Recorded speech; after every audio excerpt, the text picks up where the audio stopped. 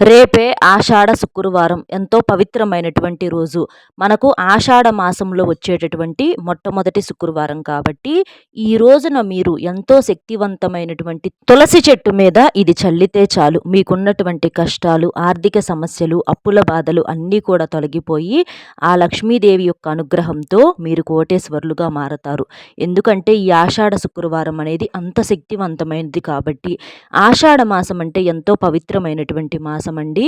మామూలుగా మన శాస్త్రాల ప్రకారం ఏంటంటే ఆషాఢ మాసంలో ఎట్టి పరిస్థితుల్లోనూ శుభకార్యాలను నిర్వహించకూడదు అని చెప్తూ ఉంటారనమాట. కానీ మనకున్నటువంటి చెడును తీసేసుకోవటానికి మాత్రం ఈ ఆషాఢ మాసం సరైన మాసంగా చెప్పుకోవచ్చు. అంటే శుభకార్యాలంటే ముఖ్యంగా వివాహ కార్యక్రమాలను చేయకూడదు. అలాగే గృహప్రవేశాలు ఏమన్నా ఉన్నా, శంకుస్థాపనలు ఏదన్నా ఉన్నా అలాంటి పనులు మొదలు పెట్టకూడదనమాట. కొత్తిళ్లల్లోకి ఎవరన్నా వెళ్ళేవాళ్ళు ఉంటే వాళ్ళు కూడా ఈ మాసంలో ఆగితే చాలా మంచిదిగా చెప్పుకోవచ్చు అనమాట. ఇలా కొన్ని కొన్ని ముఖ్యమైనటువంటి శుభకార్యాలను చేయకూడదు, కానీ మనకున్నటువంటి ఇంటి పరంగా ఉన్నటువంటి సమస్యలను, దోషాలను అయితే చక్కగా తీసేసుకోవచ్చు అనమాట. ఆషాఢ మాసం అంటే మనకు 4 నెలల వరకు కూడా శ్రీ మహావిష్ణువు ఏంటంటే యోగ నిద్రకు వెళ్తూ ఉంటాడనమాట. కాబట్టి ఆషాఢ మాసంలో మొదటి రోజున ఎప్పుడు అంటే పొరపాటును కూడా మనం తలస్నానం అనేది చేయకూడదు అని చెప్పేసి శాస్త్రాల్లో చెప్పటం అనేది జరిగింది. కొన్ని కొన్ని నియమాలు పాటించాలి. పాటించినప్పుడే మనకు ప్రతిఫలం అనేది చాలా బాగుంటుందన్నమాట. అలాగే ఈ ఆషాఢ మాసంలో ఏంటంటే ముఖ్యంగా గోరింటాకును పెట్టుకుంటూ ఉంటారనమాట. గోరింటాకును అలా పెట్టుకోవటం వలన పెళ్లి కాని వాళ్ళకి మంచి భర్త దొరుకుతాడు అని చెప్పి శాస్త్రాల్లో ఉందన్నమాట. పెళ్లి కాని ఆడపిల్లలు ఎవరైతే తమ భర్త కోసం మంచి కలలు కంటూ ఉంటారో, అలాగే వారి కలలకు తగ్గట్లుగా అందమైనటువంటి భర్త, ఆస్తిపరుడు, వీరిని ఎంతో ప్రేమగా చూసుకునేవారు సరైనటువంటి ఈడు జోడుతో దొరుకుతారని చెప్పేసి గోరింటాకును కూడా పెట్టుకుంటూ ఉంటారు. అలాగే ఆరోగ్యపరంగా కూడా గోరింటాకు చాలా మంచిదనమాట. ఈ ఆషాఢ మాసంలో కొత్తగా పెళ్ళైనటువంటి పెళ్లి కూతురు అంటే అత్తాకోడళ్ళు కూడా ఒక గడప దాటకూడదు అని చెప్పేసేసి మనకు శాస్త్రాలు చెప్పటం అనేది జరిగింది. అయితే ప్రతి దాని వెనక కూడా మనకు ఆరోగ్యపరంగా కూడా కొన్ని రహస్యాలు ఉన్నాయండి. కొత్తగా పెళ్ళైనటువంటి పెళ్లి కూతురు అలాగే భర్త ఇట్లా ఏంటంటే వీరు ఒకే గడప దాటటం, ఒకే ఇంట్లో ఉండటం ఇలాంటివి చేయటం వలన ఏంటంటే ఆ సమయంలో వారు గర్భం దాల్చినప్పుడు పుట్టేటటువంటి బిడ్డ అంటే ఎండాకాలం వచ్చిద్ది ఆ సమయానికి ఒకవేళ గర్భం దాలిస్తే. కాబట్టి అలాంటివి ఇబ్బందులు ఏదన్నా ఎండాకాలం అంటే ఇబ్బందిగా ఉంటుంది కదా! కొంచెం దానికోసం అని చెప్పేసి గొప్ప గొప్పగా మనకి ఇలా శాస్త్రాలు చెప్పటం అనేది జరిగింది. కాబట్టి ప్రతి దాని వెనక కూడా ఒక బ్రహ్మ రహస్యం అనేది ఉంటుందన్నమాట. ఈ మాసంలో సూర్యుడు కర్కాటక రాశిలో ప్రవేశిస్తాడు. అంటే ఉత్తరాయణం పూర్తయి దక్షిణాయనం మొదలవుతుంది. ఈ దక్షిణాయనం సంక్రాంతి వరకు ఉంటుంది. శుభకార్యాలకు పనికిరాదని ప్రత్యేకంగా భావించిన ఈ ఆధ్యాత్మికంగా మాత్రం ఎన్నో పుణ్య ఫలితాలను, మహిమలను సొంతం చేసుకుంది ఈ ఆషాఢ మాసం. ఈ మాసంలో ఏంటంటే పూర్ణిమ నాడు చంద్రుడు పూర్వాషాఢ నక్షత్ర సమీపంలో సంచరిస్తూ ఉంటాడనమాట. కాబట్టి ఈ మాసానికి ఏంటంటే ఆషాఢ మాసం అని పేరు వచ్చింది. ఈ రోజున మీరేంటంటే చక్కగా ఉదయాన్నే సూర్యోదయానికి ముందుగానే లేచి రేపు శుక్రవారం రోజున ఇంటిని వాకిలిని శుభ్రం చేసుకొని, అలాగే ఇల్లు కూడా చక్కగా రాళ్ళ ఉప్పు వేసి నీటితో తుడుచుకొని, ఆ నీటితోటి వాకిట్లో కూడా చక్కగా ముగ్గు వేసుకొని మీరు స్నానం చేసేసి ఉతికిన బట్టలు ధరించాలి. నలుపు రంగు బట్టలు ఎట్టి పరిస్థితుల్లోనూ ధరించకూడదండి. అలాగే మాంసాహారం అనేది వండకుండా, తినకుండా ఉండటం వలన మన ఇంటి పరంగా, మన పరంగా ఉన్నటువంటి దోషాలు, సమస్యలన్నీ కూడా తొలగిపోతాయి. ఎందుకంటే డబ్బు విషయంలో అవ్వచ్చు, లేదా ఇంట్లో మనశ్శాంతి విషయంలో అవ్వచ్చు, భార్యాభర్తల విషయంలో ఏంటంటే ఎన్నో రకాలుగా ఒక ఇల్లు అన్న తర్వాత ఎన్నో సమస్యలు ఉంటాయండి. అవన్నీ తీరే మార్గం ఏదన్నా ఉంటే బాగుండని చెప్పి ప్రతి ఒక్కరం కూడా కొన్ని సందర్భాలలో గట్టిగా కోరుకుంటూ ఉంటామన్నమాట. అలాంటివన్నీ తీసేసుకోవటానికి ఇది ఒక మంచి సమయంగా చెప్పుకోవచ్చు. ఇది ఆషాఢ మాసంలోని మొట్టమొదటి శుక్రవారం కాబట్టి అతీంద్రియ శక్తులు ఎక్కువనమాట. తులసి చెట్టు మనకు దేవతా వృక్షము. తులసి చెట్టులో తులసమ్మ ఉంటుందన్నమాట. తులసి చెట్టును ఏ ఇంట్లో అయితే పెంచుకుంటారో ఆ ఇంటికి బాగా కలిసి వస్తుంది. ఆ ఇంట్లో దైవశక్తులు తిరుగుతూ ఉంటాయి. అలాగే ఆ ఇంట్లో ఉన్నటువంటి వారి యొక్క ఆరోగ్యం కూడా బాగుంటుందన్నమాట. ఎందుకంటే తులసి చెట్టు మనకి ఎక్కువగా ప్రాణశక్తిని విడుదల చేస్తూ ఉంటుందన్నమాట. కాబట్టి ఆరోగ్యపరంగా అవ్వచ్చు, మనకేదన్నా దుష్టశక్తులు ఏదన్నా మన ఇంటి జోలికి రాకుండా ఉండటానికి ఇలా మనకి ఎన్నో రకాలుగా ఒక్క తులసి మొక్కను మనం ఇంట్లో పెట్టుకొని పూజ చేయటం వలన కోట్ల రెట్ల ఫలితం అనేది ఉంటుందన్నమాట. కాబట్టి అంత గొప్ప తులసి మొక్కను ప్రతి ఒక్కరూ కూడా ఇంకా పెంచుకోకుండా ఎవరన్నా ఉంటే తప్పకుండా పెంచుకునేటటువంటి ప్రయత్నం చేయండి. మీరేం చేస్తారంటే చక్కగా స్నాన కార్యక్రమాలు అవి పూర్తి చేసుకున్న తర్వాత ఈ పరిహారం అనేది చేసుకోండి. ఈ పరిహారం మీరు సుమారు సాయంత్రం 4 గంటల ప్రాంతం దగ్గర నుంచి 6 గంటల 30 నిమిషాల వరకు ఈ పరిహారం అనేది చేసుకోవచ్చండి. దానివల్ల మీకు ఇబ్బంది అయితే ఏమీ ఉండదు. ఇక మరీ అంటే ఇక రాత్రి సమయంలో అలాంటప్పుడు చేసుకుంటే మాత్రం ఫలితం అనేది ఉండదనమాట. ఉదయం కూడా చేసుకోవచ్చు.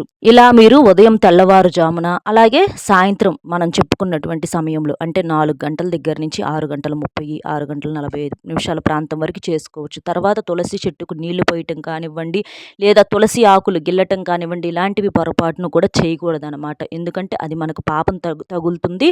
అలాగే ఏ మొక్కకైతే మనం తులసి పూజలు చేస్తూ ఉంటామో ఆ చెట్టు యొక్క ఆకులు కూడా కోయకూడదు అని చెప్పేసి శాస్త్రాల్లో చెప్పడం అనేది జరిగిందనమాట. కాబట్టి ఇలాంటి నియమాలు తప్పనిసరిగా ఆచరించాలి. అలా చేసేసిన తర్వాత మీరు ఈ పరిహారం అనేది చేసుకోవాలి. ఇంట్లో రేపు శుక్రవారం కాబట్టి, ఆషాఢ శుక్రవారం కాబట్టి తప్పనిసరిగా లక్ష్మీదేవి ముందల దీపం వెలిగించండి. మీకు అంటే మనకెప్పుడూ కూడానండి గుర్తుపెట్టుకోండి, ఒక కష్టంతో పాటుగా మనకు కలుసుబాటు అనేది ఉండాలన్నమాట. లేదు అంటే మనం జీవితంలో ఎంత కష్టం చేసినా కూడా వృధా అయిపోతుందనమాట. కాబట్టి అలాంటి కలుసుబాటు కోసం మీరు తప్పనిసరిగా లక్ష్మీదేవి యొక్క అనుగ్రహం కావాలి. ఆ ధనానికి దేవత ఆది దేవత ఎవరు? లక్ష్మీదేవి. కాబట్టి మనం ఒక పని చేశాము, ఆ పనికి రూపాయి కాడ 4 రూపాయలు రావాలి అనంటే ఆ తల్లి అనుగ్రహం కావాల్సిందే. లేదంటే మాత్రం కష్టంగానే ఉండిపోతుంది. రూపాయి కాడ రూ. 10 వచ్చే పరిస్థితి కూడా ఉంటుందన్నమాట. కాబట్టి ఆ తల్లి అనుగ్రహం కోసం తప్పనిసరిగా శుక్రవారం రోజున ఇంట్లో లక్ష్మీదేవికి దీపారాధన చేసుకోవటం, ఒక చిన్న బెల్లం ముక్క అయినా నైవేద్యంగా పెట్టడం, లేదా పాలతో చేసినటువంటి ఏదన్నా నైవేద్యాన్ని సమర్పించుకోవటము, ఇలాంటివి చేయటం వలన ఆ తల్లి యొక్క అనుగ్రహం మనకు దక్కుతుంది. 2 అరటి పండ్లైనా ఇట్లా మీరు పెట్టుకోవచ్చనమాట. అలా చేసేసి చక్కగా ఇంట్లో కూడా సాంబ్రాణి పొగ అది చూపించి అంటే ధూపం వేస్తారు కదా! అలా వేసేసి హారతి కర్పూరాన్ని కూడా ఇచ్చేసేసి మీ మనసులో కోరిక చెప్పుకోండి. అమ్మ మాకు ఇంటి పరంగా బాగా కలిసి రావాలి. అలాగే తులసి మొక్క ఉన్న ఇంట్లో వాస్తు దోషాలు కూడా తొలగిపోతాయండి. ఇంటి పరంగా కొన్ని వాస్తు దోషాలు ఉండి చాలా సమస్యలతో సతమతమైపోతూ ఉంటారు. అలాంటి వాస్తు దోషాలను తీసేసుకోవాలన్నా కూడా ఇంట్లో తులసి మొక్క అనేది చాలా బాగా ఉపయోగపడుతుందనమాట.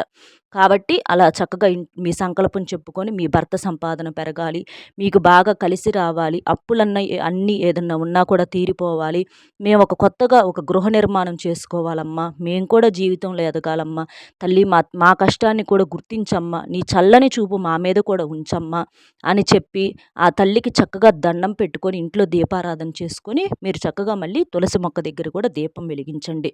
తులసి మొక్క దగ్గర కూడా ఎప్పటికప్పుడు శుభ్రం చేసుకోవాలి. తులసి మన్ను కూడా మనకెంతో శక్తివంతమైనదండి. తులసి మన్ను కూడా పూజలు అందుకుంటుంది కాబట్టి ఆ మన్ను కూడా ఎంతో శక్తివంతంగా ఉపయోగపడుతుంది. మనం ఏదన్నా శుభకార్యాల మీద వెళ్ళేటప్పుడు కూడా తులసి చెట్టు ఎదురుగా వచ్చేటట్లుగా ఎదురుగా ఏదన్నా ఉద్యోగానికి అవ్వచ్చు, లేదా పెళ్ళిళ్ళకి అవ్వచ్చు, శుభకార్యాలకి ఏదైనా చేసుకునేటప్పుడు కూడా తులసి చెట్టు ఎదురుగా వచ్చేటట్లుగా పెట్టుకొని అలా వెళ్తే చాలా మంచిది. లేదా తాకినా మంచిది. లేదా తులసి మన్నుని మన నుదుటిన కొంచెం సింధూరంలాగా కొంచెం అట్లా పెట్టుకున్నా కూడా మనకెంతో బాగా ఉపయోగపడుతుందనమాట. పిల్లలు ఎగ్జామ్స్ రాసేటప్పుడు కానివ్వండి, ఏదన్నా మీరు పని మీద బయటికి వెళ్ళేటప్పుడు కానివ్వండి, అలా చాలా శక్తివంతంగా ఉపయోగపడుతుందనమాట. ఆ ఇంట్లో ఒక మంచి పాజిటివ్ వాతావరణం అనేది ఉంటుందనమాట. ఒక్క మాటలో చెప్పాలంటే తులసి చెట్టు ఉన్న ఇంట్లో దేవతలు సంచరిస్తూ ఉంటారనమాట. అంత శక్తివంతంగా తులసి మొక్క ఉన్న ఇల్లు అనేది ఒక దేవాలయంలాగా ఉంటుందన్నమాట. ఇక మీరు ఈ తులసి చెట్టు మీద చల్లాల్సింది ఏంటంటే అది మొత్తం మనం ముందు వీడియోలో చూపిస్తామండి. దానికోసం ముందుగా మనకేంటంటే ఒక గ్లాసుడు నీటిని తీసుకోవాలన్నమాట.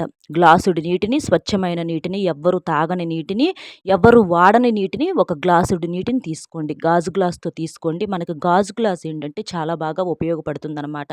స్టీల్ గ్లాస్ కన్నా కూడా గాజు గ్లాస్ ఏంటంటే గాజే సగం దోష నివారణ చేస్తుందన్నమాట. కాబట్టి గాజు గ్లాస్తో కానీ లేదా రాగి చెంబుతో అయినా తీసుకోవచ్చు, ఇబ్బంది ఏమీ లేదు. అలా తీసుకున్న తర్వాత మనకి నీరేంటంటే పంచభూతాల్లో ఒకటి. కొంతమందికి చూడండి తులసి మొక్కలు ఏంటంటే ఇంట్లో నిద్రపోతాయి, అంటే ఎండిపోతాయి అన్నమాట. అలా ఎప్పుడూ కూడా ఉండకూడదు. తులసి చెట్టుకు ప్రతిరోజు కూడా నీటిని పోయాలి.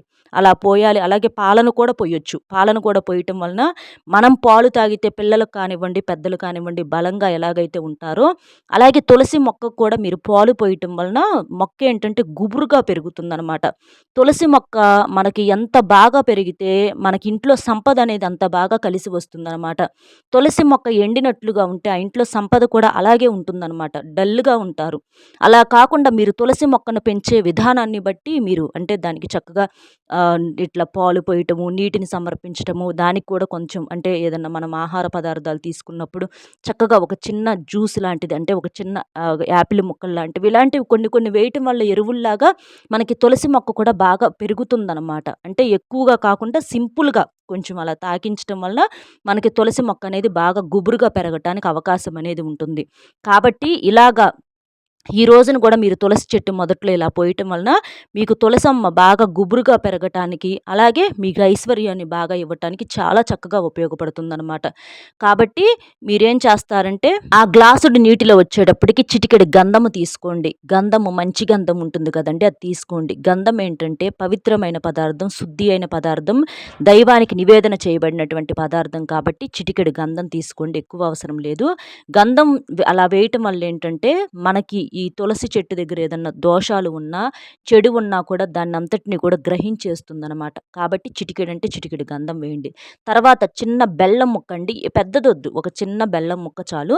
ఆ బెల్లం ముక్కను కూడా కొంచెం దంచేసి, కొంచెం మెత్తగా చేసేసి, ఆ బెల్లాన్ని కూడా ఆ నీటిలో కలిపేసేసేయండి. బెల్లం ఏంటంటే మనకు తీపి అయిన పదార్థం. అంటే మనం ఏదన్నా శుభవార్తలు విన్నప్పుడు మనం నోటిని తీపి చేసుకుంటూ ఉంటాము. అలాగే ఈ ఆషాఢ మాసంలో ఉన్నటువంటి ఎటువంటి చెడు కూడా మనల్ని తాకకుండా ఉండటానికి ఈ బెల్లాన్ని మనం ముందుగానే చక్కగా నీటిలో కలిపి తులసి మొక్కకు సమర్పించటం వలన మనకి ఏదన్నా చెడు ఏదన్నా మన ఇంటి పరంగా మన పరంగా రాకుండా ఉండటానికి, మనం శుభవార్తలు వినేలా చేయటానికి ఈ బెల్లం అనేది బాగా ఉపయోగపడుతుందనమాట. ముఖ్యంగా బెల్లం నీటిని పోయటం వలన ఏంటంటే చెట్టుకు కూడా మంచి బలం అండి. చెట్టుకేంటంటే మంచి పోషకాలు లభిస్తాయనమాట. బెల్లం నీటిని కూడా ఇలా బెల్లము, గంధము 2 కలిపినటువంటి నీటిని పోయటం వలన చెట్టు బలంగా ఉంటుంది. చెట్టు ఎంత బలంగా ఉండి గుబురుగా ఎదిగితే మన ఇంట్లో సంపాదనను కూడా అది సూచిస్తుందనమాట. ఆ చెట్టు యొక్క ఎదుగుదల అనేది సూచిస్తుందనమాట మన యొక్క సంపాదనని. కాబట్టి అలా పోయండి. ఇంకా ఇలా బెల్లం నీటిని సమర్పించటం వలన మనం భూములు కొనగలుగుతాము, బంగారం కొనగలుగుతాము.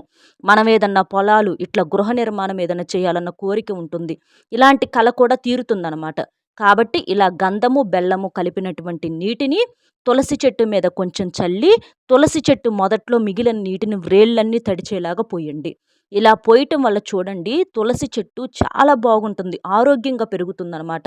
మనకి ఇంటి పరంగా మంచి లక్ష్మీ కళ ఉట్టిపడుతూ ఉంటుందనమాట.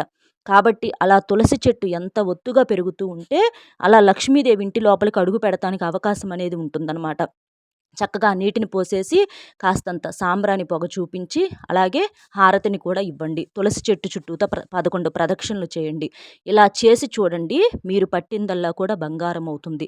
ఈ ఆషాఢ మాసంలో మొదటి శుక్రవారంలో ఈ పరిహారం అనేది మీ జీవితంలో మంచి శుభవార్తలు వినటానికి, సంవత్సరం పొడుగునా కూడా మీకు డబ్బుకు దిగులు లేకుండా చేయటానికి చాలా అద్భుతంగా పనిచేస్తుందండి. కాబట్టి తులసి చెట్టు మీద చల్లాల్సిందైతే ఇది. ఇలా చేయటం వలన మీ జీవితంలో మంచి మంచి శుభవార్తలు రావటానికి ఇది ఒక మంచి అవకాశంగా చెప్పుకోవచ్చు. చక్కగా ఈ చిన్న పని అనేది చేసేసేయండి. చాలా సింపుల్. ఆడవారైనా చేయవచ్చు, మగవారైనా చేయవచ్చు. కానీ ఇట్లా మాంసాహారాలు ఇలాంటివి తినకూడదు. నియమనిష్టలతో చేసుకోవాలి. అర్థమైంది కదండీ ఏం చేయాలి ఏంటి అనేది. మన వీడియో నచ్చితే ఒక చిన్న లైక్ ఇచ్చి సపోర్ట్ చేయండి. మీరు లైక్ చేయటం వల్ల వీడియో మరికొంతమందికి చేరి వారు కూడా తెలుసుకునే అవకాశం అనేది ఉంటుంది. అలాగే మీకు తెలిసినటువంటి మిత్రులకు కూడా షేర్ చేస్తే హెల్ప్ అవుతుంది. మొట్టమొదటిసారిగా మన ఛానల్ చూస్తుంటే సబ్స్క్రైబ్ చేసుకొని పక్కనే ఉన్నటువంటి ఆల్ అనే బెల్‌ని క్లిక్ చేస్తే నేను పెట్టే ప్రతి వీడియో కూడా ముందుగా మీకు నోటిఫికేషన్ రూపంలో చేరుతుంది. కాబట్టి ఒక లైక్ ఇచ్చి సపోర్ట్ చేస్తారని చెప్పి మనస్ఫూర్తిగా కోరుకుంటూ కామెంట్ బాక్స్‌లో వచ్చేటప్పటికి ఓం శ్రీ ధనలక్ష్మియే నమః అనేటటువంటి కామెంట్‌ని చేయండి. అలా చేయటం వలన ఆ ధనలక్ష్మి ఎప్పుడూ కూడా మీ ఇంట్లో తాండవిస్తూ ఉంటుందన్నమాట. మరొక మంచి విశేషంతో మళ్ళీ కలుద్దామండి. సర్వేజన సుఖినో భవంతు. నమస్కారం.